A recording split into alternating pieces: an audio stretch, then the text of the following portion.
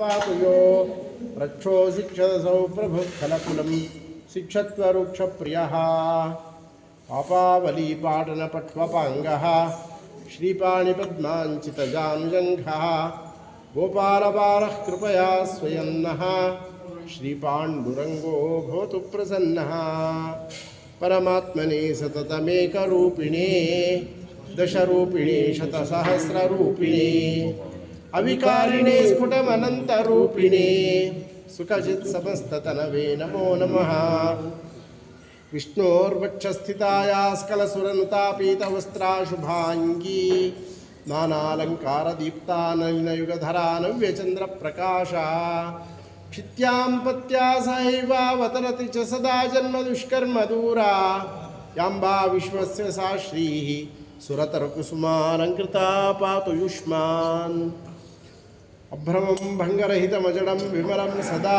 आनन्दतीर्थमतलं भजे तापत्रयापहं नमोऽवस्तात्विका देवा विष्णुभक्तिपरायणाः धर्ममार्गे प्रेरयन्तु भवन्तः सर्व एव हि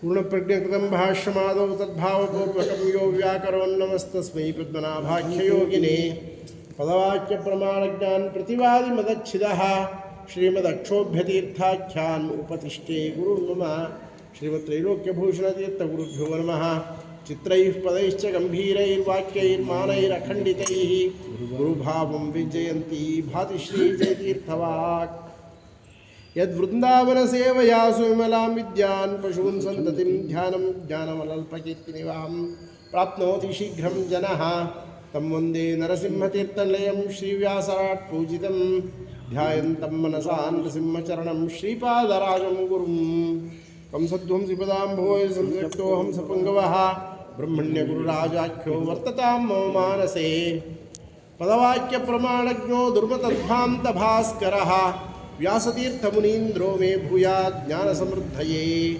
भक्तानां मानसां भोजभानवे कामधेनवे नमतां कल्पतरवे जयीन्द्रगुरवे नमः कोलव्यासायग्रीयोपदाब्जपरिसेवकः भाविवायुर्वादिराजः कल्पद्रुः कामदोऽस्तु नः दुर्वादिध्वान्तरवये वैष्णवेन्दीवरेन्दवे श्रीराघवेन्द्रगुरवे नमोऽत्यन्तदयालवे श्रीराघवेन्द्रः करुणासमुद्रो भक्तार्तिनिर्नाशनबद्धदीक्षः करोतु तापत्रयनाशनं मे तत्पादयुग्मं सततं नमामि श्रीहरिदासगुरुभ्यो नमः श्रीगुरुभ्यो नमः हरि ओಂ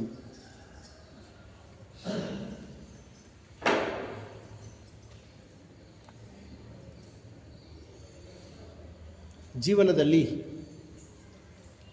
ಆಯಾ ಕ್ಷಣಕ್ಕೆ ನಮ್ಮ ಮನಸ್ಸಿಗೆ ತೋಚುವ ವಿಚಾರವನ್ನೇ ನಾವು ಬಿಗಿಯಾಗಿ ಹಿಡ್ಕೊಳ್ಳೋದಾದರೆ ಆಮೇಲೆ ಪಶ್ಚಾತ್ತಾಪ ಪಡಬೇಕಾಗತ್ತೆ.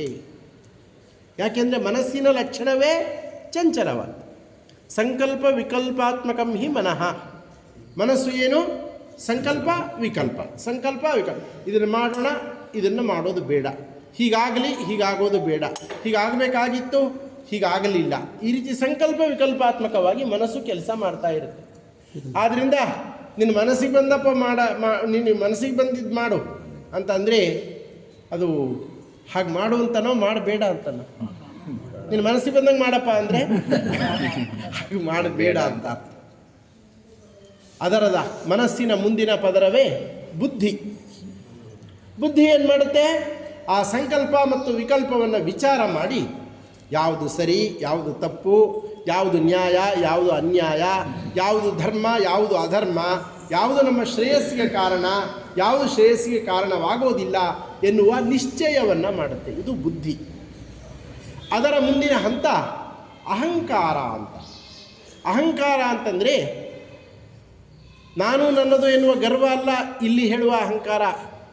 ನಾನು ಯಾರು, ನನ್ನ ಕರ್ತವ್ಯವೇನು, ನಾನು ಈ ಮಾತನ್ನು ಆಡಿದರೆ ನನಗೆ ಗೌರವ ಬರುತ್ತೋ ಅವಮಾನ ಆಗುತ್ತೋ, ನಾನು ಈ ಕರ್ತವ್ಯವನ್ನು ಮಾಡಿದರೆ ನನಗೆ ಒಳ್ಳೆಯದಾಗುತ್ತೋ ಕೆಟ್ಟದಾಗುತ್ತೋ ಅಂತ ಆ ಆತ್ಮನ ಜೊತೆಗೆ ಸಂಪರ್ಕ ಮಾಡಿಕೊಂಡು ತನ್ನನ್ನು ತಾನು ಏನು ಅಂದ್ಕೊಂಡಿದ್ದಾನೋ, ಅಂದರೆ ವರ್ಣಾಶ್ರಮ ಧರ್ಮಗಳು, ವಂಶ, ಊರು, ಪ್ರಾಂತ ಇತ್ಯಾದಿಗಳು, ನಾವು ಅಪಾರ್ಪಟ್ಟಿಯವರಾಗಿ ಹೀಗೆ ವರ್ತಿಸಬಹುದಾ ಅಂತ ಊರನ್ನು ಸೇರಿಸ್ಕೊಳ್ಳೋದು, ವಂಶವನ್ನು ಸೇರಿಸ್ಕೊಳ್ಳೋದು, ಗೋತ್ರವನ್ನು ಸೇರಿಸ್ಕೊಳ್ಳೋದು, ಗುರು ಪರಂಪರೆಯನ್ನು ಸೇರಿಸ್ಕೊಳ್ಳೋದು, ಹರಿದಾಸ ಪರಂಪರೆಯನ್ನು ಸೇರಿಸ್ಕೊಳ್ಳೋದು ಮಾಡ್ತಾ ಹೋದಾಗೆಲ್ಲ ನಮ್ಮ ಕರ್ತವ್ಯಗಳು ನಿಶ್ಚಯವಾಗ್ತಾ ಹೋಗುತ್ತೆ. ಹೇಗೆ ಅಂತ ಹೇಳ್ತೀನಿ, ಒಂದು ಸಣ್ಣ ಉದಾಹರಣೆ ಕೊಡ್ತೀನಿ. ನಾನು ದೇವರನ್ನ ನಂಬಲ್ಲ ಅಂತ ಡಿಕ್ಲೇರ್ ಮಾಡಿಬಿಡಿ. ಮಾಡಿದ್ರೆ ನಿಮ್ಮನ್ನು ಯಾರು ನಿಮ್ಮ ತಂಟೆಗೆ ಬರೋದಿಲ್ಲ. ನೀವು ಮಾಡಿದ್ದೇ ಸರಿ ಹೆದರ್ತಾರೆ ನಿಮ್ಮನ್ನು ಕಂಡ್ರೆ. ಒಬ್ಬ ಮರ್ಡರ್ ಮಾಡೋರನ್ನ ಕಂಡ್ರೆ ಎಷ್ಟು ಹೆದರ್ತಾರೋ ಅಷ್ಟು ಹೆದರ್ತಾರೆ. ನಿಮ್ಮ ತಂಟೆ ನಾನು ನಾಸ್ತಿಕ ಅಂತ ಡಿಕ್ಲೇರ್ ಮಾಡಿಬಿಡಿ, ಆರಾಮಿದ್ಬಿಡ್ಬಹುದು. ಅದಕ್ಕೆ ಬದಲಾಗಿ ಸ್ವಾಮಿ ನಾನು ಆಸ್ತಿಕ ಅಂತ ಒಮ್ಮೆ ಅನ್ನಿ, ಕಷ್ಟಗಳು 10 ದಿಕ್ಕಿನಿಂದ ಬರ್ತವೆ. ದೇವ್ರ ಭಕ್ತ ಅಂತ ಹೀಗೆ ಮಾಡೋದು, ದೇವ್ರ ಭಕ್ತ ಅಂತ ಇಷ್ಟೊತ್ತಿಗೆ ಹೇಳೋದು, ದೇವ್ರ ಭಕ್ತ ಅಂತ ಇಷ್ಟೊತ್ತಿಗೆ ಮಲ್ಕೊಳ್ಳೋದು, ದೇವ್ರ ಭಕ್ತ ಅಂತ ಏಕಾದಶಿ ಹೀಗೆ ತಿನ್ನೋದು, ನೀನು ದೇವ್ರ ಭಕ್ತ ಅಂತ ಸುಳ್ಳು ಹೇಳ್ತೀಯಲ್ಲ, ದೇವ್ರ ಭಕ್ತ ಅಂತ ಕಳ್ತನ ಮಾಡ್ತೀಯಲ್ಲ, ದೇವ್ರ ಭಕ್ತ ಅಂತ ಜಗಳ ಆಡ್ತೀಯಲ್ಲ, 1000 ಎನ್ಕ್ವೈರಿ ಶುರುವಾಗ್ಬಿಡುತ್ತೆ. ಯಾಕೆ ಬೇಕಿತ್ತಪ್ಪ ಈ ಭಕ್ತಿ ನಮಗೆ ಅಂತ ಕಣ್ಣೀರು ಕಪಾಳಕ್ಕೆ ಇಳಿಯುವಷ್ಟು ಸಮಾಜ ಕೆಟ್ಟದಾಗಿ ನೋಡುತ್ತೆ ದೈವ ಭಕ್ತರನ್ನು. ನಾನು ಹೇಳೋ ಮಾತು ಸರಿ ಇದೆಯೋ ತಪ್ಪಿದೆಯೋ? ಸರಿ ಇದೆಯೋ ತಪ್ಪಿದೆಯೋ? ಆದ್ದರಿಂದ ಇವತ್ತಿನಿಂದ ನಾವೆಲ್ಲರೂ ಏನು ಮಾಡಬೇಕು?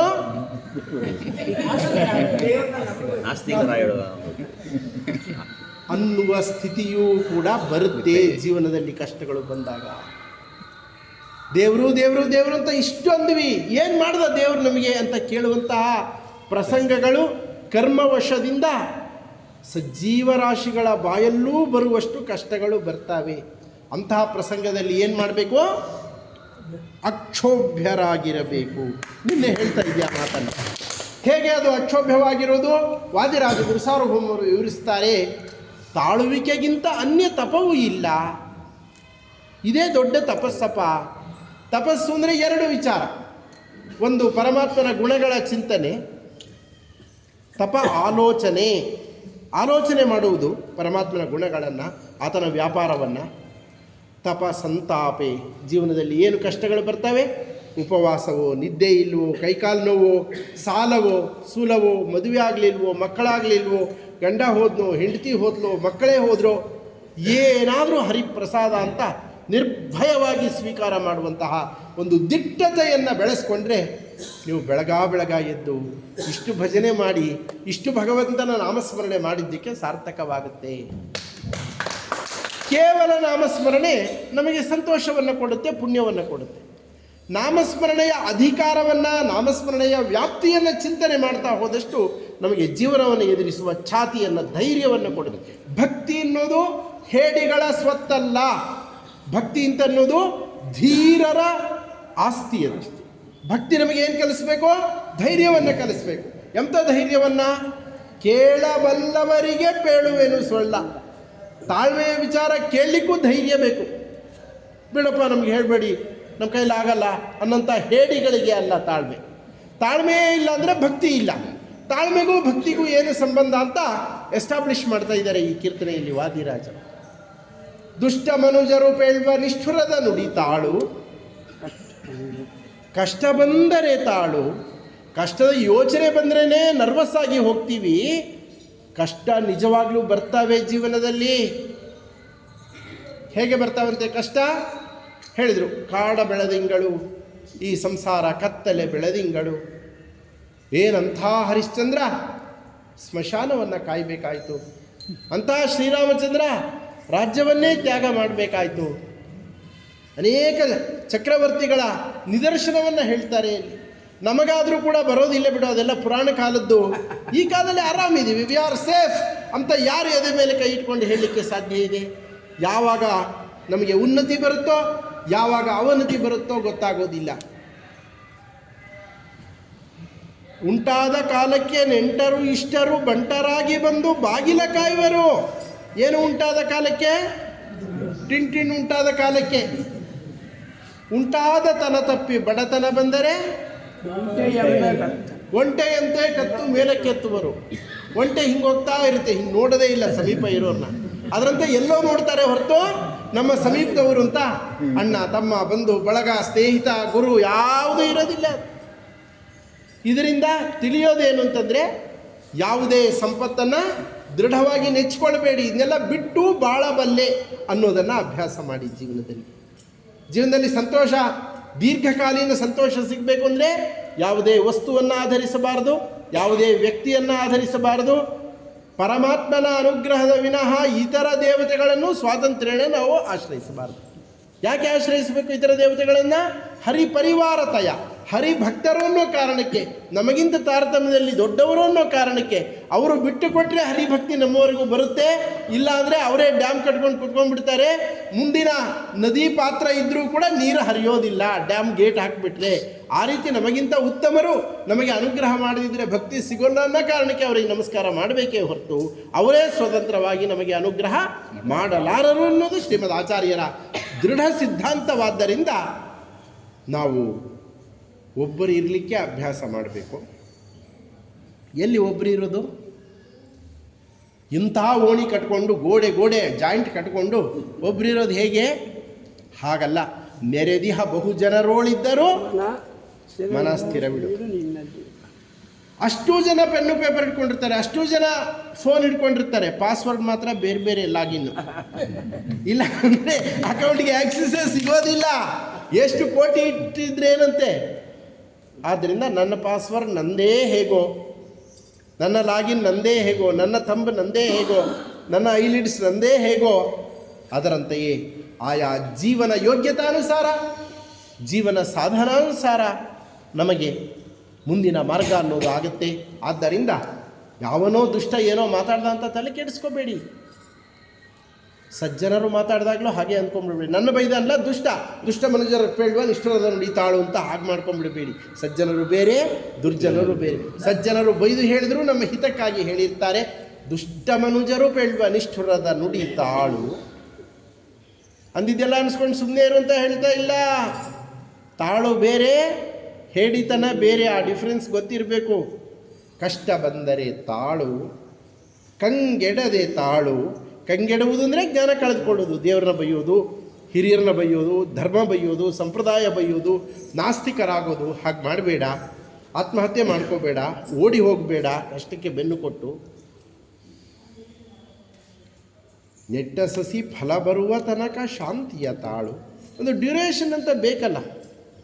ಒಬ್ರು ಯಾರೋ ಹಾಗೆ ಮಾಡ್ತಿದ್ರಂತೆ. ಬಹಳ ದಿನವಾದರೂ ಗರ್ಭ ಆಗಲಿಲ್ಲ ಆ ಹುಡುಗಿಗೆ. ಎಲ್ಲರೂ ಆಡ್ಕೊಳ್ಳಿಕ್ಕೆ ಶುರು ಮಾಡಿದ್ರು. ಯಾರೋ ಹೇಳಿದರು, ಈ ದೇವರಿಗೆ ನಡ್ಕೋ, ನಿನಗೆ ಗರ್ಭ ಆಗುತ್ತೆ ಅಂತ. ಅರ್ಧ ಪ್ರದಕ್ಷಿಣೆ ಬಂದು ಗುಡಿ ಹಿಂದೆ ಹೋಗಿ ಹೊಟ್ಟೆ ಮುಟ್ಟು ನೋಡ್ಕೊಂಡಿದ್ಲಂತೆ, ಗರ್ಭ ಆಯ್ತು ಅಂತ. ಆಗುತ್ತಾ ಹಾಗೆಲ್ಲ? ಅದಕ್ಕೊಂದು ಅವಧಿ ಅಂತ ಬೇಕು ತಾನೇ. ಅದರಂತೆ ನಾವು ಎಷ್ಟೋ ಸಲ ಜೀವನದಲ್ಲಿ ಈಗ ಆಗ್ಬಿಡ್ಬೇಕು, ದೇವರಿದ್ದರೆ ಈಗ ಆಗ್ಬಿಡ್ಬೇಕು, ರಾಯರಿದ್ದರೆ ಈಗ ಆಗ್ಬಿಡಬೇಕು ಅಂತ ಪೆದ್ದಾಗಿ ಮಾತಾಡ್ತೀವಿ, ಹುಚ್ಚಾಗಿ ಮಾತಾಡ್ತೀವಿ. ಆ ಹುಡುಗಿಗೂ ನಮಗೂ ಏನು ವ್ಯತ್ಯಾಸವೋ ಇಲ್ಲದಂತೆ ಆಡ್ತಾ ಇರ್ತೀವಿ. ಹಾಗಾಗಬಾರ್ದು ಅಲ್ವಾ? ನಮ್ಮ ಕರ್ಮ ಪರಿಪಾಕವನ್ನು ಕೊಡುವವರಿಗೆ ಕಾಯಬೇಕು. ತಾಳ್ಮೆಯೇ ಒಂದು ದೊಡ್ಡ ತಪಸ್ಸು. ಆದ್ದರಿಂದ ನೆಟ್ಟ ಸಸಿ ಫಲ ಬರುವ ತನಕ ಶಾಂತಿಯ ತಾಳು. ಕಟ್ಟು ಬುತ್ತಿಯ ಮುಂದೆ ಉಣಲುಂಟು. ಈಗಲೇ ಅಡುಗೆಯಲ್ಲಿ ಬೆಳಗೆಯಲ್ಲಿ ತಿಂದ್ಬಿಟ್ರೆ ಬೋಂಡ ಕರ್ಕೊಂತ ತಟ್ಟೆ ತುಂಬೋದು ಯಾವಾಗ? ಬಂದವ್ರಿಗೆ ಬಡಿಸೋದು ಯಾವಾಗ? ಆದ್ದರಿಂದ ಇವತ್ತು ಬುತ್ತಿ ಕಟ್ಟಿಟ್ಕೊಂಡ್ರೆ ನಾಳೆ ದಾರಿಯಲ್ಲಿ ಉಣ್ಲಿಕ್ಕೆ ಬರುತ್ತೆ. ಅದರಂತೆ ಇವತ್ತು ಧನ ಸಂಗ್ರಹ ಮಾಡಿದರೆ ಮುಂದೆ ಖರ್ಚು ಮಾಡಲಿಕ್ಕೆ ಬರುತ್ತೆ. ಜ್ಞಾನ ಸಂಗ್ರಹ ಮಾಡಿದರೆ ಉಪಾಸನೆ ಮಾಡಲಿಕ್ಕೆ ಬರುತ್ತೆ. ಪುಣ್ಯ ಸಂಗ್ರಹ ಮಾಡಿದರೆ ಮಕ್ಕಳಿಗೆ, ಮೊಮ್ಮಕ್ಕಳಿಗೆ, ಬಂಧುಗಳಿಗೆ, ಆಶ್ರಿತರಿಗೆ, ಪರಿಚಿತರಿಗೆ, ಅಪರಿಚಿತರಿಗೂ ಕೊಡುವಂತಹ ಶಕ್ತಿ ಬರುತ್ತೆ. ನಮ್ಮ ರಾಘವೇಂದ್ರ ಗುರು ಸಾರ್ವಭೌಮರು ಮಾಡಿದ ತಪಸ್ಸು ಅದು. ಪ್ರಹ್ಲಾದರಾಜರಾಗಿದ್ದಾಗ, ವ್ಯಾಸರಾಯರಾಗಿದ್ದಾಗ, ರಾಯರಾಗಿದ್ದಾಗ ಮಾಡಿದ ಹರಿಪಾದ ಕಂಜ ನಿಷೇವಣಾತ್ ಲಬ್ಧ ಸಮಸ್ತ ಸಂಪತ್ತು. ಬುದ್ಧಿಯನ್ನು ಕಟ್ಟಿಕೊಂಡಿದ್ದಾರೆ ಶ್ರೀಮಂತರು. ಇವತ್ತು ಬರೀ ಉಣ್ತಾ ಇಲ್ಲ, ಉಣಿಸ್ತಾ ಇದ್ದಾರೆ ಎಲ್ಲರಿಗೂ. ಅಂಧಕರಿಗೆ ಚೆಚ್ಚು, ವಂಧೆಯರಿಗೆ ಸುತರು, ಬಂದವರಿಗೆ ಅಭೀಷ್ಟವ ಕೊಡುತ್ತಾ. 100 ಸಂವತ್ಸರ ವೃಂದಾವನದಿ ಚಂದಾಗಿ ನಿಂದು ಮೆರೆವ ಮುನೀಂದ್ರರ, ಗುರು ರಾಘವೇಂದ್ರರ ಚರಣ ಕಮಲಗಳ ಸ್ಮರಿಸುವ ಮನುಜರಿಗೆ ಕರೆ ಪಡಿಸುವ ದುರಿತ ದುಷ್ಕೃತವೆಲ್ಲ ಕರೆಯು ಸಿಂಹನ ಕಂಡ ತೆರನಾಗುವುದಯ್ಯ. ಆನೆ ಸಿಂಹನ ನೋಡಿದರೆ ನಿಲ್ಲುತ್ತಾ ಓಡೋಗುತ್ತೆ. ಹಾಗಲ್ಲಂತೆ ಸಿಂಹ ಸ್ವಪ್ನ ಅಂತ. ಆನೆಗೆ ಕನಸಿನಲ್ಲಿ ಸಿಂಹ ಬಂದರೂ ಕೂಡ ಹಾರ್ಟ್ ಅಟ್ಯಾಕ್ ಆಗಿಬಿಡುತ್ತಂತೆ ಆನೆಗೆ. ಅದು ಸಿಂಹದ ಮಹತ್ವ. ರಾಘವೇಂದ್ರ ಸ್ವಾಮಿಗಳವರು ಸಂಗ್ರಹಿಸಿದ ಪುಣ್ಯ ಅನ್ನೋದು ಏನಿದೆ ಅದು ಸಿಂಹದಂತೆ ನಮ್ಮ ದುರಿತ ಮತ್ತು ದುಷ್ಕೃತಗಳು, ಪಾಪ ಮತ್ತು ದುಷ್ಕರ್ಮದ ಫಲ ಅಂತ ಅನ್ನೋದೇನಿದೆ ಅದು ಆನೆಯಂತೆ, ಅವು ಓಡಿ ಹೋಗ್ಬಿಡ್ತವೆ. ಅಘಾದ್ರಿ ಸಂಭೇದನ ದೃಷ್ಟಿವಜ್ರಹ, ತಮ್ಮ ಕೇವಲ ಕರುಣಾಮಯವಾದ ನೋಟದಿಂದ ಪಾಪಗಳು ಎನ್ನುವ ಪರ್ವತಗಳನ್ನು ಪುಡಿ ಪುಡಿ ಮಾಡುವ ವಜ್ರಾಯುಧದಂತೆ ಇರತಕ್ಕಂಥವರು ಹರಿಭಕ್ತರ ಮಹಿಮೆಯೇ ಹೀಗಿರುವಾಗ ಶ್ರೀಮದ್ ಆಚಾರ್ಯರ ಮಹಿಮೆ, ಪರಮಾತ್ಮನ ಮಹಿಮೆ ಹೇಗಿರಬೇಡ? ಕಟ್ಟು ಬುದ್ಧಿಯ ಮುಂದೆ ಉಣಲುಂಟು ತಾಳು, ಹಳಿದು ಹಂಗಿಸುವಂಥ ಹಗೆಯ ಮಾತನು ತಾಳು, ಸುಳಿ ನುಡಿ ಕುಹಕ ಕುಮಂತ್ರವನ್ನು ತಾಳು, ಅಲಸದಲೆ ಬಿರುಸು ಬಿಂಕದ ನುಡಿಯ ನೀ ತಾಳು, ತಾಳು ತಾಳು ತಾಳು ತಾಳು. ಹೆಂಗ್ರಿ ತಾಳೋದು? ರೇಗು, ನಿನ್ನ ಕರ್ಮ. ಕಷ್ಟ ಅನ್ನೋದು ಅಷ್ಟು ಬಾಧೆ ಪಡಿಸ್ತಾ ಇರುತ್ತೆ. ನೀನು ರೇಗಿದ್ರೂ ನಮಗೇನು ಬೇಜಾರಿಲ್ಲ ಅಂತಾರೆ ರಾಜರು. ತಾಳು ತಾಳು ತಾಳು ಸುಮ್ಮನೆ ಹೇಳ್ತಾ ಇದ್ದೀರಲ್ಲ ಸ್ವಾಮಿಗಳೇ, ನೀವಂತೂ ಜಪಮಣಿ ಹಿಡ್ಕೊಂಡ್ಬಿಟ್ಟಿದ್ದೀರಿ. ಒಂದು ಕಡೆ ಮಧ್ವಕರಾರ್ಷಿತ ಭೂವರಾಹ, ಒಂದು ಕಡೆ ನಿಮಗೇ ಒಲಿದು ಬಂದಂಥ ಹಯಗ್ರೀವ ಮೂರ್ತಿ, ಮಧ್ವಾಚಾರ್ಯರು ಪೂಜೆ ಮಾಡಿದ ವ್ಯಾಸಮುಷ್ಟಿ ನೀವು ಹಿಡ್ಕೊಂಡಿದ್ದೀರಪ್ಪ, ನಿಮಗೆ ತಾಳ್ಮೆ ಬಂದಿದೆ. ನಾವೇನು ಮಾಡೋಣ? ಪ್ರತಿನಿತ್ಯ ಜೀವನದ ಕರ್ಮವನ್ನು ಎದುರಿಸ್ತಾ ಇರೋರಿಗೆ ಅಂತಂದರೆ ನೀವು ಅದೇ ಮಾಡಿ. ಒಂದೇ ಪ್ಲ್ಯಾನ್ ಇರೋದು, ಒಂದೇ ಮನಸ್ಸಾ ಇರೋದೊಂದೇ ಹೃದಯನ. ಆ ಹೃದಯದಲ್ಲಿ ಎರಡಕ್ಕೆ ಚಾನ್ಸ್ ಇಲ್ಲ, ಒಂದಕ್ಕೆ ಚಾನ್ಸ್. ಕೂಗಾಡಿ ರೇಗಾಡಿ ಹತ್ತು ಕರೆದು ನಿಟ್ಟುಸಿರು ಬಿಟ್ಟು ಹಣೆ ಹಣೆ ಚಚ್ಕೊಳ್ಳೋ ಅದಾದರೂ ಒಂದು. ಇಲ್ಲ ಅಂದರೆ ತಾಳ್ಮೆಯಿಂದ ಶಾಂತನಾದ ನಗುಮುಖದ ಕೃಷ್ಣನನ್ನು ಆ ಜಾಗದಲ್ಲಿ ಕೂಡಿಸ್ಕೊಂಬಿಡು. ಹೃದಯದಲ್ಲಿ ಹೋಯಿತು ನಿನ್ನ ದುಃಖ. ಕೃಷ್ಣನ್ನ ನೆನೆದರೆ ಕಷ್ಟ ಒಂದಿಷ್ಟಿಲ್ಲ, ಕೃಷ್ಣ ಎನ್ನಬಾರದೆ ಅಂತ ಪುರಂದರದಾಸರು ಯಾಕೆ ಕೇಳ್ತಾರೆ ಅಂದರೆ, ರಾಜರು ಹೇಳ್ತಾರೆ ತಾಳು ತಾಳು ಅಂದರೆ ಹೇಗ್ರಿ ತಾಳೋದು? ಕೇಳು, ಇನ್ನೂ ಗಟ್ಟಿ ಕೇಳು, ಹೇಳ್ತೀನಿ ಉತ್ತರವನ್ನು. ಗೊತ್ತಿದೆ ಉತ್ತರ. ಹಲಧರಾನುಜನನ್ನು ಹೃದಯದಲ್ಲಿ ತಾಳು. ಹಲಧರ ಬಲರಾಮ, ನೇಗಿಲನ್ನು ಧರಿಸಿದವನು, ಅವನ ಅನುಜ ಶ್ರೀಕೃಷ್ಣ, ಅವನನ್ನು ನೀನು ಹೃದಯದಲ್ಲಿ ತಾಳಿಬಿಟ್ರೆ ಇತರ ಎಲ್ಲದನ್ನೂ ತಾಳುವ ಶಕ್ತಿ ಬರ್ತದೆ. ಹೇಗೆ? ಏಕಾದಶಿ ಉಪವಾಸ ಮಾಡಿದ ಹಾಗೆ. ಏಕಾದಶಿ ಉಪವಾಸ ಒಂದು ಕಷ್ಟ, ಅದೊಂದನ್ನು ಮಾಡಿಬಿಟ್ರೆ ನಿದ್ದೆ ಕೆಡಲಿಕ್ಕೆ ಬರುತ್ತೆ. ದಿನನಿತ್ಯನೂ ಲೇಟ್ ಊಟ ಆದರೆ ಸಿಟ್ಟು ಬರೋದಿಲ್ಲ. ಕಾಲಕ್ಕೆ ಅನ್ನಪಾನೇಚ ಸರ್ವದ ಅಂತ ಸಿಕ್ಕದಿದ್ದರೂ ಕೂಡ ಕೆಲವು ಅವರ್ಸ್ ಅಡ್ಜಸ್ಟ್ ಮಾಡಬಹುದು. ಸ್ವಲ್ಪ ಅರ್ಧ ಗಂಟೆ ಊಟ ಇಲ್ಲ ಅಂದರೆ ಕೆಲವರು ಹೊದ್ಕೊಂಡು ಮಲ್ಕೊಂಡ್ಬಿಡ್ತಾರೆ. ಹಾಗೇನಿಲ್ಲ, ಏಕಾದಶಿ ಅನುಷ್ಠಾನ ಮಾಡಿದವರು ಭಜನೆ ಮಾಡಬಹುದು, ಹಾಡಲಿಕ್ಕೆ ಕಂಠ ಶುದ್ಧ ಇರುತ್ತೆ. ಅವತ್ತು ಜಾಗರ ಮಾಡಬಹುದು, ಕುಣಿಬಹುದು, ಹರಿವಾಣ ಸೇವೆ ಮಾಡಬಹುದು. ದ್ವಾದಶಿ ಬೆಳಗ್ಗೆ ಸ್ನಾನ ಮಾಡಿ ಅಡುಗೆ ಮಾಡಬಹುದು, ಮಡಿಯಿಂದ ಬಡಿಸಬಹುದು. ಎರಡು ಪಂಕ್ತಿಗೆ ನಿಜವಾಗ್ಲೂ ಉಪವಾಸ ಮಾಡಿದವರಿಗೆ ನೀರು ಕೇಳಬಹುದು. ತಾನೂ ಪಾಲನೆ ಮಾಡಿ ಮಲ್ಕೊಳ್ಳೋದಲ್ಲೇ ಮತ್ತೆ ಗ್ರಾಮ ಪ್ರದಕ್ಷಿಣೆ ಮಾಡಬಹುದು. ಎಷ್ಟು ತಾಳ್ಮೆ ಕಲಿಸುತ್ತಲ್ವಾ ಒಂದು ಏಕಾದಶಿ. ಅದರಂತೆಯೇ ಭಗವಂತನ ಮಹಿಮೆ ಅಂತ ಅನ್ನೋದು, ಅದರ ಸಂಕೀರ್ತನೆ ಅನ್ನೋದು 100 ದುಃಖಗಳನ್ನು ಮರೆಸುತ್ತೆ. ಎಷ್ಟು ಚಿಂತೆ ಇತ್ತು ಗೊತ್ತಾ ಪೂರ್ವಾಶ್ರಮದಲ್ಲಿ ನಮಗೆ, ಎಲ್ಲದರ ಚಿಂತೆ. ಈಗ ನಿಶ್ಚಿಂತೆ, ಯಾರಿಗೆ ಯಾರೋ ಪುರಂದರ ಬಿಡಲ್ಲ. ಕೆಲವು ನಮ್ಮ ಗುರುಗಳು ಬೈತಾರೆ, ಮಠದ ಇನ್ನೂ ಹಚ್ಕೋಬೇಕು, ನೀವು ಜಾಸ್ತಿ ಹಚ್ಕೊಂಡಿಲ್ಲ ಅಂತ. ಹಚ್ಕೊತೀನಿ, ಕರ್ತವ್ಯತ್ವೇನ ಅವರ ಆಜ್ಞೆ ಪಾಲಿಸ್ತೀನಿ. ಆದರೂ ಕೂಡ ಯಾವ್ಯಾವುದೋ ಚಿಂತೆಯನ್ನೇ ಬಿಟ್ಟವನಿಗೆ ಸಂಸ್ಥಾನದ ಚಿಂತೆ ಇಲ್ಲ. ಸಂಸ್ಥಾನದ ಚಿಂತೆ ಸ್ವಾಮಿಗೆ ಇರಬೇಕು, ಅವನ ಮಾರ್ಗದರ್ಶನದಂತೆ ನಾವು ನಡಿಬೇಕೇ ಹೊರತು ಬರೀ ನಾವು ಚಿಂತೆ ಮಾಡಿದರೆ ಏನು ಪ್ರಯೋಜನ ಇದೆ? ಆದ್ದರಿಂದ ನಿಶ್ಚಿಂತರಾಗಿ ಧೀರರಾಗಿ ಮೆರೀಲಿಕ್ಕೆ ಸಾಧ್ಯ ಇದೆ ಜೀವನದಲ್ಲಿ ಭಕ್ತಿಯ ಮೂಲಕ.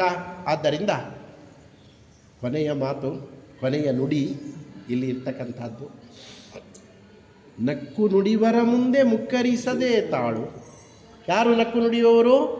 ಹಿಂದೂಯಿಸಮ್ನ ಅವಮಾನ ಮಾಡ್ತಾ ಇರುವಂತಹ ಇತರ ಮತೀಯರು.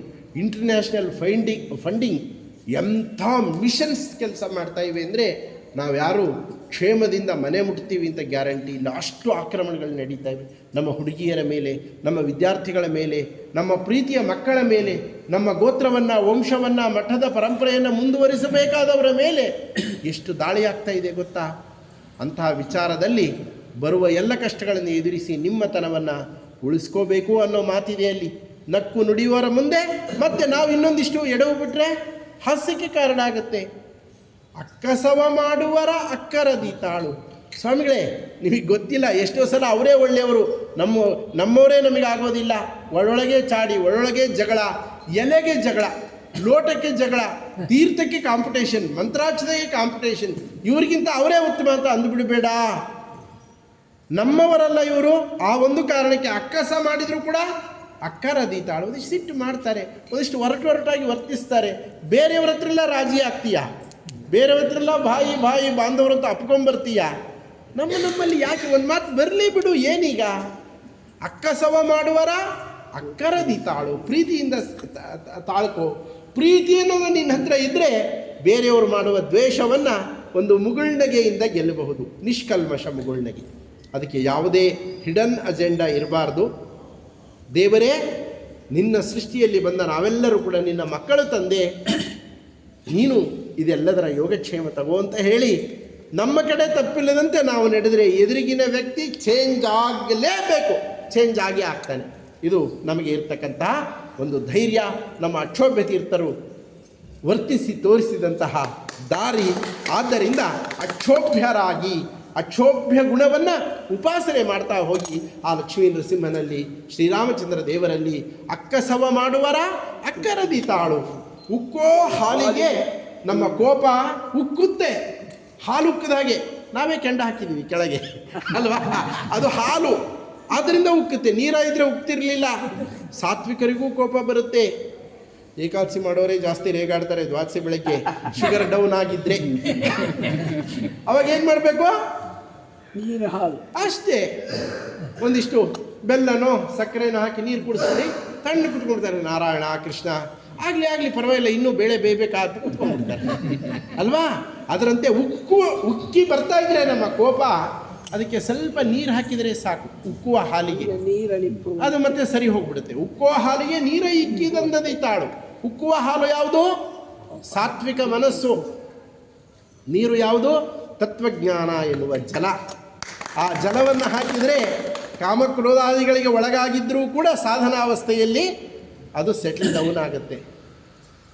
ಉಕ್ತಾ ಇರುವಂತಹ ಇನ್ಯಾವುದಾದ್ರೂ ವಸ್ತುವಿಗೆ ನೀರು ಹಾಕಿದರೆ ಭಡ್ ಅಂದ್ಬಿಡುತ್ತೆ. ಇನ್ನೂ ಕೂಡ ಹಾಲಾದರೆ ಮಾತ್ರ ನೀರು ಹಾಕುವಂತ ಹಾಲಿನಂತೆ ಇರುವ ನಿಮ್ಮ ಮನಸ್ಸನ್ನು ಯಾಕೆ ಹಾಳು ಮಾಡ್ಕೊಂಡ್ಬಿಡ್ತೀರಿ?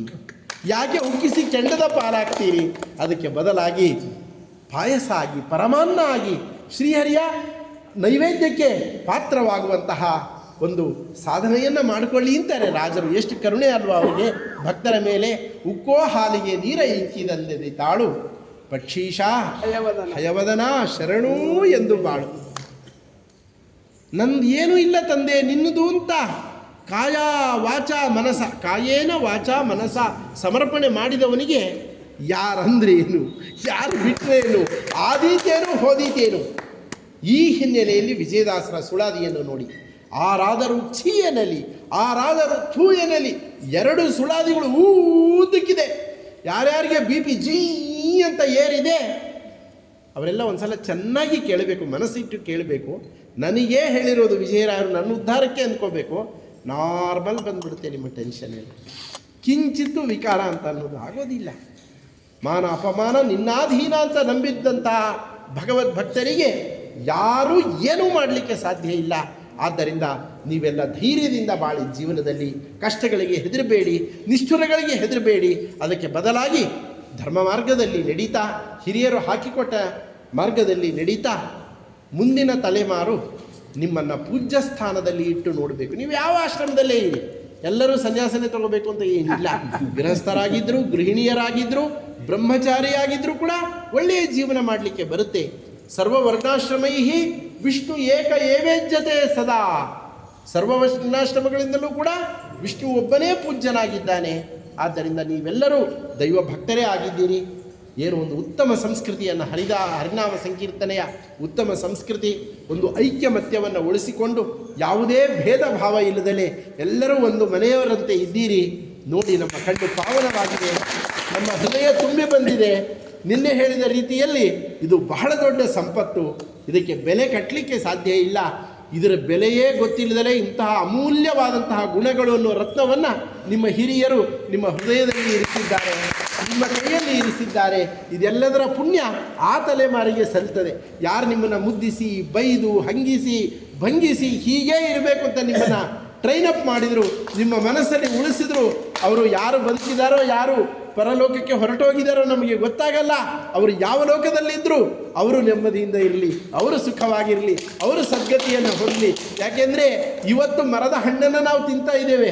ಆ ಮರವನ್ನು ನೆಟ್ಟವರು, ತೆಗೆದು ತೋಡಿದವರು, ಗೊಬ್ಬರ ಹಾಕಿದವರು, ನೀರು ಹಾಕಿದವರು ಯಾರೋ ಪುಣ್ಯಾತ್ಮರು. ಅವರ ಹೆಸರು ಕೂಡ ಗೊತ್ತಿರೋದಿಲ್ಲ. ಮರಕ್ಕೆ ಏನಾರ ಬೋರ್ಡ್ ಹಾಕಿರ್ತಾರ, ಹಣ್ಣಿನ ಮೇಲೆ ಏನಾರ ಕಾಪಿ ರೈಟ್ ಕೆತ್ತಿರ್ತಾರ? ಇಲ್ಲ. ಅದರಂತೆ ನಿಮ್ಮಲ್ಲಿ ಏನು ಉತ್ತಮ ಸಂಸ್ಕಾರ ಇದೆ, ಮುಂದೆ ನಮ್ಮ ಶಿಷ್ಯರು ಪ್ರಶಿಷ್ಯರು ಅಪ್ಪಿ ತಪ್ಪಿ ಈ ಊರಿಗೆ ಬಂದರೆ ಆ ಪ್ರಸಂಗದಲ್ಲಿ ನಿಮ್ಮ ಬಗ್ಗೆ ಇಂಥ ಮಾತುಗಳನ್ನು ಆಡಬೇಕು. ಅವರು ಆ ರೀತಿಯ ಭಾಗ್ಯವನ್ನು ಉಳಿಸಿಕೊಳ್ಳುವ ಪ್ರಯತ್ನವನ್ನು ನೀವು ಮಾಡಿ. ಹರಿವಾಯು ಗುರುಗಳು ನಮ್ಮ ಮಾತನ್ನು ಸತ್ಯ ಮಾಡಲಿ. ಯಾಕೆಂದರೆ ಈ ಮಾತಿನಲ್ಲಿ ಯಾವ ಸ್ವಾರ್ಥವೂ ಇಲ್ಲ, ಯಾವ ಸ್ಕೀಮೂ ಇಲ್ಲ. ಆದ್ದರಿಂದ ನನ್ನ ಪ್ರಾರ್ಥನೆ ನಿರ್ವ್ಯಾಜವೇ ಆಗಿರೋದ್ರಿಂದ, ಇದು ನಿರ್ವ್ಯಾಜ ಎನ್ನುವ 100ಕ್ಕೆ 100 ಕಾನ್ಫಿಡೆನ್ಸ್ ನನ್ನಲ್ಲಿರೋದ್ರಿಂದ ನಮ್ಮ ಸ್ವಾಮಿ ಕೇಳ್ತಾನೆ ನನ್ನ ಮಾತನ್ನು. ಅಂತಹ ಭಾಗ್ಯವನ್ನು ನಿಮಗೆ ಕರುಣಿಸಲಿ ಅಂತ ಶ್ರೇಯ ಪ್ರಾರ್ಥನೆ ಮಾಡಿ, ಯಾರ್ಯಾರಿಗೆ ಅನಾರೋಗ್ಯಗಳಿವೆ ಒಳ್ಳೆಯ ಚಿಕಿತ್ಸೆಗಳನ್ನು ತೆಗೆದುಕೊಳ್ಳಿ. ಹರಿನಾಮದ ಜೊತೆಗೆ ಔಷಧಿಯೂ ಬಹಳ ಮುಖ್ಯ. ದೇವರಿದಾನೆ ನೋಡ್ಕೊತಾನೆ ಅಂತ ತಾತ್ಸಾರ ಮಾಡಬೇಡಿ. ಕಾಲಕ್ಕೆ ಧರ್ಮವಿಹಿತವಾದ ಆಹಾರವನ್ನು ಭೋಜನೆ ಮಾಡಿ, ಕಣ್ತುಂಬ ನಿದ್ದೆ ಮಾಡಿ, ನೀವು ನಿಮ್ಮನ್ನು ಚೆನ್ನಾಗಿ ನೋಡಿಕೊಳ್ಳಿ. ಜೊತೆಗೆ ನಿಮ್ಮ ಆಶ್ರಿತರು, ಪರಿಚಿತರು, ಬಂಧುಗಳು, ಬಾಂಧವರು ಯಾರಿದ್ದಾರೆ ಅವ್ರನ್ನೂ ಚೆನ್ನಾಗಿ ನೋಡಿಕೊಳ್ಳಿ. ಅವ್ರಿಗೂ ಕಾಲಕ್ಕೆ ಹೊಟ್ಟೆ ತುಂಬ ರುಚಿಯಾದ ಆಹಾರವನ್ನು ಹಾಕಿ, ಇದ್ದಿದ್ದರಲ್ಲೇ ಒಳ್ಳೆಯ ಬಟ್ಟೆಗಳನ್ನು ಕೊಡಿಸಿ. ಆಸ್ತಿಗಳಿಗೆ ಜಗಳಾಡಬೇಡಿ. ಯಾವ ಆಸ್ತಿನೂ ಹಿಂದೆ ಬರೋದಿಲ್ಲ. ನಮ್ಮ ಒಳ್ಳೆಯತನವೇ ದೊಡ್ಡ ಆಸ್ತಿ ಆಗತ್ತೆ. ಹೊರಡುವ ಮುಂಚೆ ಎಲ್ಲದನ್ನೂ ಸೆಟ್ಲ್ ಮಾಡಿ ಹೋಗಬೇಕು. ನಾವು ಹೋದ್ಮೇಲೆ ಯಾರೂ ನಮ್ಮ ಹೆಸರಲ್ಲಿ ಜಗಳಾಡಬಾರ್ದು. ಮುಂದಿನ ಸಂತತಿ ಇಂತಹ ಅಮೂಲ್ಯವಾದ ಮಾನವೀಯ ಮೌಲ್ಯಗಳನ್ನು ಇಟ್ಕೊಂಡು ಸುಖವಾಗಿ ಬಾಳಿ ಚಿರಂಜೀವಿಯಾಗಿರಲು ಚಿನ್ನ ನೀನು ಪರಮ ಭಾಗವತರ ಪದಧೂಳಿ ಧರಿಸುತ್ತಾ ಅಂತ ಹಾರೈಸಿ ನಿನ್ನೆ ಪ್ರಾರಂಭ ಮಾಡಿದ್ದೆ. ಅದು ಮುಕ್ತಾಯ. ಯಾವುದು ಇಷ್ಟ ಯಾವುದು ಅನಿಷ್ಟ ಅಂತ ವಿಚಾರ ಮಾಡ್ತಾ ಇದ್ವಿ. ನಮ್ಮ ಇಷ್ಟಗಳು ಚೇಂಜ್ ಆಗ್ತಾ ಹೋಗುತ್ತೆ. ಆದರೆ ಇಷ್ಟದಲ್ಲಿ ಪರತರ ಇಷ್ಟ ಅಂತಂದರೆ ಅಭೀಷ್ಟಪ್ರದ ವರದರಾಜನೇ, ಬೇರೆಯವರಾಗಲಿಕ್ಕೆ ಸಾಧ್ಯ ಇಲ್ಲ. ಯಾಕೆಂದರೆ ಇಷ್ಟ ನಾವು ಯಾವ್ಯಾವುದನ್ನು ಇಷ್ಟ ಅಂದ್ಕೊಂಡಿದ್ವಿ ಅದೆಲ್ಲ ಕಷ್ಟವಾಗಿದೆ ಎಷ್ಟೋ ಪ್ರಸಂಗದಲ್ಲಿ ಅಲ್ವಾ. ಆದರೆ ಸ್ವಾಮಿ ಕಷ್ಟ ಅಲ್ಲ. ವಾದಿರಾಜರು ಸಮಗ್ರ ತೀರ್ಥ ಪ್ರಬಂಧದಲ್ಲಿ ವರದರಾಜನ ವಿಚಾರ ಬಂದಾಗ ಮಾತ್ರ ಪರಮ ಶರಣಾಗತಿಯನ್ನು ತಾಳ್ಬಿಡ್ತಾರೆ. ಏನು ಹೇಳ್ತಾರೆ? ಯಾಚೇ ವರದರಾಜತ್ವಾಂ, ಎಲೆ ವರದರಾಜನೇ ವರ ಕೊಡು, ವರಂ ದದಾತೀತಿ ವರದ, ವರದಾನಾಂ ರಾಜ ವರದರಾಜ, ವರ ಕೊಡುವವರಿಗೆ ರಾಜ ಅಂತೆ ನೀನು. ದೊಡ್ಡವ್ರನ್ನ ಕೇಳಿದ ಮೇಲೆ ದೊಡ್ಡದೇ ಕೇಳಬೇಕು, ಅಲ್ಪ ಸಂಪತ್ತಿರೋರ ಹತ್ರ ಸ್ವಲ್ಪ ಕೇಳಬೇಕು, ಒಂಚೂರು ಅಂತ. ದೊಡ್ಡದನ್ನು ಕೊಡುವ ಶ್ರೀಮಂತ ಇರುವಾಗ ದೊಡ್ಡದನ್ನೇ ಕೇಳಿಬಿಡ್ಬೇಕು, ಇನ್ಯಾರು ಕೇಳಿರಬಾರ್ದು, ಅಂಥದ್ದನ್ನ ಕೇಳಬೇಕು. ಯಾಚೇ ವರದರಾಜತ್ವಾಂ ಕಾಂಚೀಶ ಯಹ ನಕಿಂಚನ, ಸಣ್ಣದನ್ನು ಕೇಳೋದಿಲ್ಲ ನಾನು, ದೊಡ್ಡದು ಕೇಳ್ತೀನಿ. ಇದನ್ನು ಬಿಟ್ಟು ಇನ್ನೇನು ಬೇಡ ನನಗೆ, ಇನ್ಯಾವುದೂ ಬೇಡ. ಚೇತನ ಜಗದ್ವರಂ, ಚೇತನ ಮತ್ತು ಅಚೇತನ, ಜೀವ ಮತ್ತು ಜಡ ಜಗತ್ತಿಗಿಂತ ವರ ಶ್ರೇಷ್ಠನಾಗಿದ್ದೀಯ, ಜೀವ ಜಡಕ್ಕಿಂತ ಭಿನ್ನನಾಗಿದ್ದೀಯ, ಸರ್ವೋತ್ತಮನಾಗಿದ್ದೀಯ. ತ್ವಾಮೇವ ದೇಹಿಮೆ, ನಿನ್ನನ್ನೇ ಕೊಟ್ಬಿಡು, ನನಗೆ ಇನ್ನೇನು ಬೇಡ ಅಂತಾರೆ ರಾಜರು. ಹಾಗೆ ಕೇಳಲಿಕ್ಕೆ ಎಂಥ ಶಕ್ತಿ ಬೇಕು ಅಂದರೆ ಬ್ರಹ್ಮದೇವರ ವಾಯುದೇವರ ಪದವಿಗೆ ಸಲ್ಲುವವರೇ ಆಗಬೇಕು. ರುದ್ರಾದಿ ದೇವತೆಗಳಿಂದಲೂ ಅಂಥ ಮಾತುಗಳನ್ನು ನಾವು ಕೇಳಲಿಕ್ಕೆ ಸಾಧ್ಯ ಇಲ್ಲ. ಆದ್ದರಿಂದ ಸಾಕ್ಷಾತ್ ವರದರಾಜ ನಿನ್ನನ್ನೇ ಕೊಟ್ಬಿಡು ರಾಜರು ಅಂದರು. ನಮಗೆ ಅಷ್ಟೊಂದು ಯೋಗ್ಯತೆ ಇಲ್ಲ. ಅವರ ಪಾದಾವಲಂಬನೆ ಮಾಡಿ ಸ್ವಾಮಿ ನಿನ್ನ ನಾಮವನ್ನು ಕೊಡು, ನಿನ್ನ ಭಕ್ತರ ಸಂಘವನ್ನು ಕೊಡು ಅಂತ ಕೇಳಿ ಸುಖವಾಗಿ ಇರಿ ಎಲ್ಲರೂ. ದೇವರು ಒಳ್ಳೆಯದು ಮಾಡಲಿ. ನಾವು ಮಧ್ಯಾಹ್ನ ನೈವೇದ್ಯಾನಂತರದಲ್ಲಿ ಭಿಕ್ಷೆ ಸ್ವೀಕಾರ ಮಾಡಿ ನಿಮ್ಮೆಲ್ಲರಿಗೂ ಫಲಮಂತ್ರಾಕ್ಷತೆಯನ್ನು ಕೊಟ್ಟು ಮುಂದೆ ತಾನೋಣಿ ಶ್ರೀನಿವಾಸನ ದರ್ಶನಕ್ಕೆ ಹೊರಟಿದ್ದೇವೆ. ಸಮೀಪದಲ್ಲಿ ನಮ್ಮ ಎಲ್ಲೆಲ್ಲಿ ಕಾರ್ಯಕ್ರಮಗಳಿರುತ್ತೆ ನಿಮಗೆ ತಿಳಿಯುತ್ತೆ. ನೀವೆಲ್ಲರೂ ಅಲ್ಲಿ ಬಂದು ರಾಮ ನರಸಿಂಹದೇವರ ದರ್ಶನ ಮಾಡಿ, ನಿನ್ನೆ ಹೇಳಿದ ರೀತಿಯಲ್ಲಿ ಬಾಳಗಾರಿಗೆ ಬಂದು ರಾಮ ನರಸಿಂಹದೇವರ ದರ್ಶನ ಮಾಡಿ. 1 ಬಸ್ಸು 2 ಬಸ್ಸು ಅಂತ ಅಳಿಬೇಡಿ, ಎಷ್ಟು ಬಸ್ಸಾದರೂ ಆಗಲಿ ನಿಮ್ಮ ಎಲ್ಲ ಬಂಧುಗಳು ನಿಮ್ಮ ಪರಿಚಿತರು ಎಲ್ಲರನ್ನೂ ಕರೆದುಕೊಂಡು ಬನ್ನಿ. ಎಲ್ಲರಿಗೂ ಕ್ಷೇಮವಾಗಿ. ನಾರಾಯಣ ನಾರಾಯಣ ಧನುರ್ನಾರಾಯಣ ಪ್ರಿಯತಾಂ. ಸರ್ವಂ ಶ್ರೀಕೃಷ್ಣ ಅಚ್ಯುತಾಯ ನಮಃ, ಅನಂತಾಯ ನಮಃ, ಗೋವಿಂದಾಯ ನಮಃ.